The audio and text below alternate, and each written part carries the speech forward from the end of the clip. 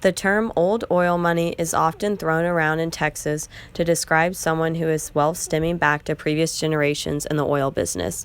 This stereotype comes from the fact that many Texans in both the past and present have made a living in the oil business. This was not always the case since Texas was originally a primarily agricultural society and economy.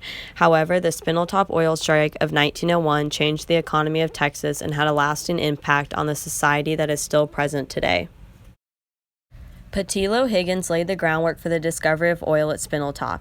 The Gladys City Oil, Gas and Manufacturing Co. agreed to partner with Higgins, and he began searching for a driller who could find the oil he believed was trapped by the salt dome. The company advertised for someone in a trade journal, which attracted the attention of Captain Anthony F. Lucas, a mining engineer with experience in Louisiana salt domes.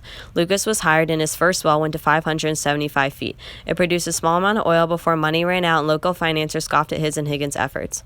After the Gladys City Oil, Gas and Manufacturing Company pulled their investments, two petroleum entrepreneurs, Gailey and Guffey, agreed to finance another Spindletop project. This time the crew had better success. Spindletop oil historians Roger and Diana Olean reported that on January 10, 1901, after drilling more than 1,020 feet, what sounded like a cannon shot was followed by, quote, frothy green oil, slowly at first and then with a deafening roar, turning into a 6-inch column gushing to over twice the height of the deck, unquote. The amount of crude oil was so overwhelming that the crew had no way of controlling it. Later that day, when asked about the oil, Anthony F. Lucas told a Houston Daily Post reporter, quote, its equal cannot be seen on this earth, unquote. Spindletop jump-started an economic boom in Texas and created lasting impacts that can still be seen today. With the expanding population came more economic opportunities for people that provided services such as housing and dining. The construction of storage, refining, and transportation facilities increased, and a push to modernize and expand the railroad system began as more and more oil was being transported to other cities and states.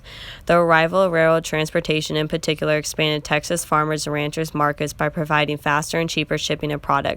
This shifted Texas' previously rural and agricultural economy into the industrial age. With cheap fuel and mechanization of farm work increased, enabling farmers to produce more food with fewer people. In general, the oil boom improved the lives of not just oil drillers and manufacturers, but farmers and everyday hospitality workers. With more money being made, there was an excess of money being spent that went back into the economy. This new economy was one of the greatest aspects of the Spindletop boom. Individuals in the state of Texas were able to accumulate vast amounts of fortune. A state government tax on oil production played a key part in the enrichment of the state treasury after the state legislature authorized an oil production tax in 1905.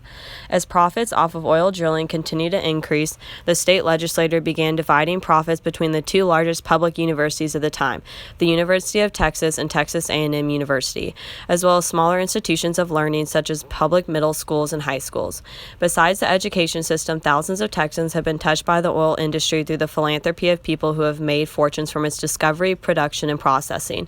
Institutions all over the state in many different fields such as hospitals and research centers, the fine arts, engineering and technology, and multiple charities have benefited from the wealth and generosity of petroleum millionaires.